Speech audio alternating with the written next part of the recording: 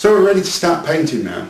I've sprayed a little bit of the paint to get the consistency right. You'll have to do this probably a couple of times.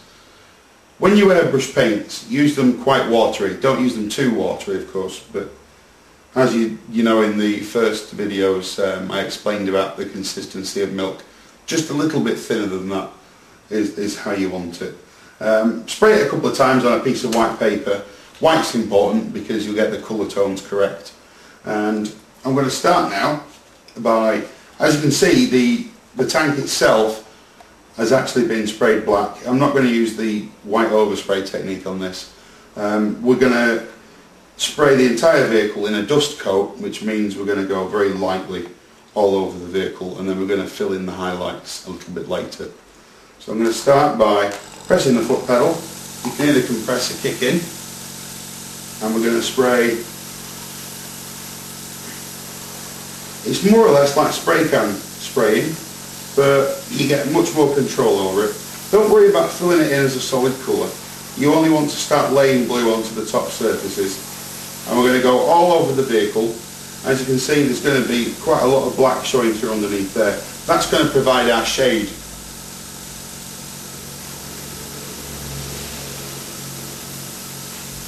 So again, don't flood it with paint. You don't have to use too much paint. You just want a light spray over the entire area. You are literally letting the paint dust on, kind of like the technique we used for spraying the white as a beginning highlight. We're going to go all over the vehicle with this. I'm going to more or less finish this vehicle today to show you all the basic techniques. You'll also notice that I'm not wearing a mask, which is a really silly thing to do. You really should wear a mask. It is acrylic. The particles are very heavy, so it really won't have too much effect on you breathing them in. But it's always safe, better to be safe than sorry. And I would recommend wearing a mask. And the only reason I'm not is so I can talk to you today. But I'm going to keep it quite brief. We've got plenty of ventilation here. All the windows are open. We've got a lot of air circulating, so it's not quite as bad. So our vehicle's nice and dry now. I'm moving on to the first highlight stage. This is going to be just white mixed with the original Ultramarines blue. I've got an old pot of white there.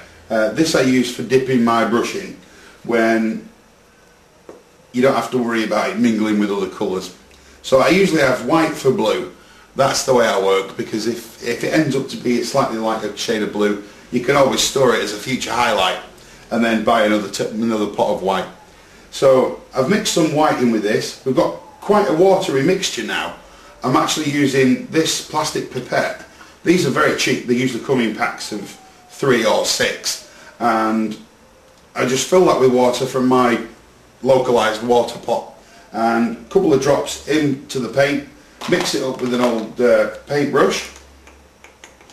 As you can see, we've got quite a nice thin consistency there. The more paint, as I've shown you in the previous DVDs, the more paint you apply, the less purposeful it becomes of being quite a wet sort of paint texture. The more paint that lies underneath it, the quicker it dries, which is a strange fact really. This is quite a thin paint now. You can actually see it's just about opaque. That's perfect for airbrushing. That's what you want ideally. So I'm going to stoke up the airbrush now. We're going to pour some of that in. Replace the cap. You might also be using another airbrush. Another type is what they call a bottle feed, which the bottle actually sits underneath there. It makes for quite a nice handle to grip onto. This is a gravity feed. It actually gives much more economical paint flow. That's why I use this one. So I'm going to move on now. I'm going to go over the areas that we went over before, only we're not just going to be blasting the entire tank this time. We're going to be localising it to the centre of panels. These are the MIG pigments that I was telling you about. A couple of brands make them. These are by far the most accessible. They're available in much greater numbers. There is a really complete range of colours and shades of colours for these. So you can actually get blue pigments as well if you wish to dust the top of the vehicle with blue to simulate really, really old sun bleached paint. This is the pigments. I'll just sprinkle a little bit onto here for you. As you can see, they are just a powder. It's almost like pastel dust, but it's actually much clumpier, and it really does stay put where you want it. So we're going to use these shortly. I'm going to start adding some mud now.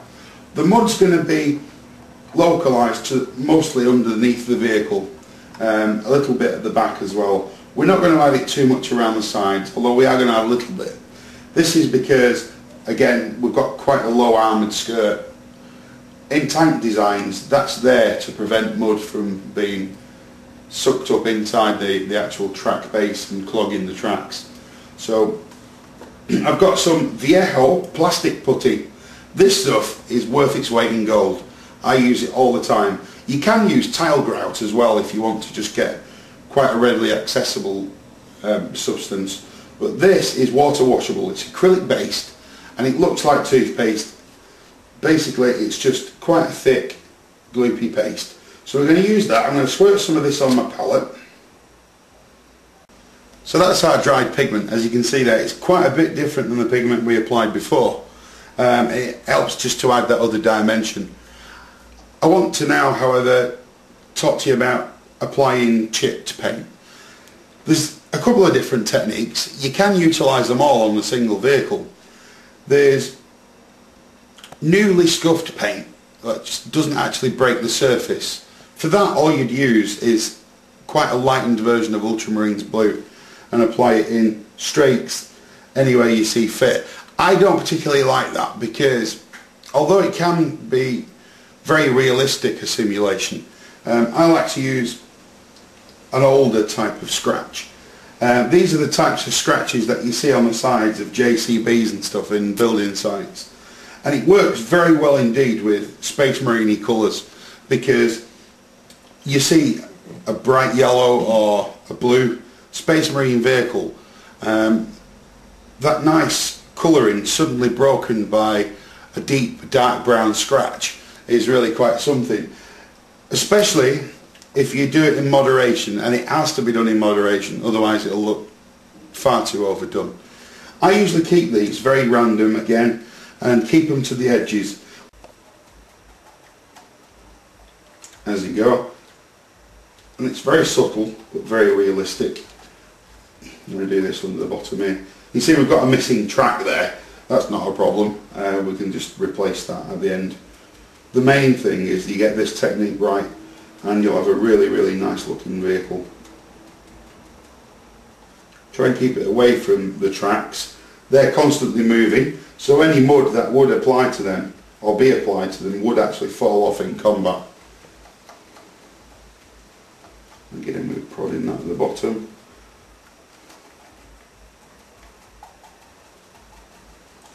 Spreading that on.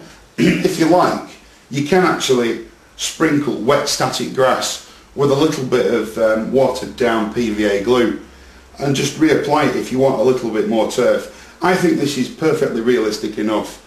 Of course, on your model you may wish to do it a little bit differently. That's the name of the game, and that's what modelling is all about at the end of the day. So what I want you to do is build it up to a level that you feel most comfortable with, and then you can add the static grass with the PVA. You can actually re-airbrush over it as well. The other good thing about these pigments is if you add water with them, a very small amount of pigment to quite a lot of water, you can airbrush them too, and they will set like dried on mud spray. You won't be able to rub it off quite so easily at all. All you'd do is you'd get a large flat brush, pull off all the excess, and you'd be left with a nice stained finish. I prefer that for static models such as dioramas and stuff. If you're pushing them around a gaming table, you want the inks, you want the acrylics, you'll want to keep it quite sturdy for the purposes of doing your own thing.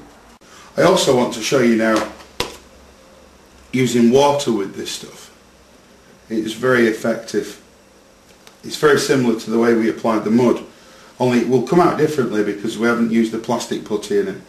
As this dries, it will actually dry quite light. This is a nice technique for adding mud splashes up the sides of vehicles, and literally all you do is, you don't get an old toothbrush and flick it because it's a bit too random. I tend to just blob it on where I feel it necessary,